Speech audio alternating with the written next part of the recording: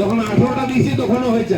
আমরা তো আমাদের জন্য সারা দেশকে দেখাবো যে মোদির সঙ্গে আছি, তাই আমরা 30-35টা এমপি দেবো।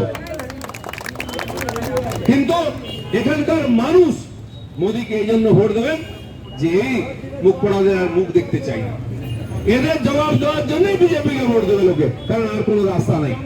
সিপিএম ধুয়ে সাফ, কংগ্রেস সাফ, তাদেরকে যোগ্য জবাব লোকের দিয়েছে, কারণ তারা যেমন অন্যায়ও করেছে আর অন্যায়কারীদের সাপোর্ট করেছে। সেই জন্য একটাই রাস্তা বিজেপি।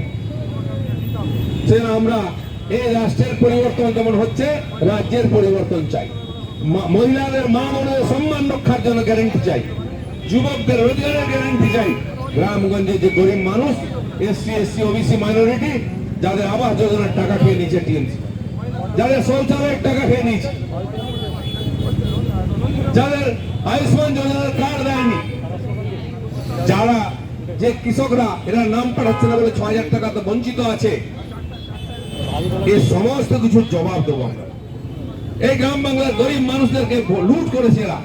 নরেন্দ্র মোদী হাজার হাজার কোটি টাকা পাঠাচ্ছেন যাতে আপনার বাড়ির সামনে ফুটপাথ তৈরি, পাকা রাস্তা হয়, আপনার বাড়ির সামনে কলের জল আসে, খাওয়ার জল, আপনার পাড়াতে বাতি জ্বলে, আপনার পাড়ার স্কুলের টিচার আসে, হসপিটালে ডাক্তার আসে, থানায় পুলিশ থাকে, আপনার মাথায় ছাদ আসে, বাড়িতে গ্যাস আসে।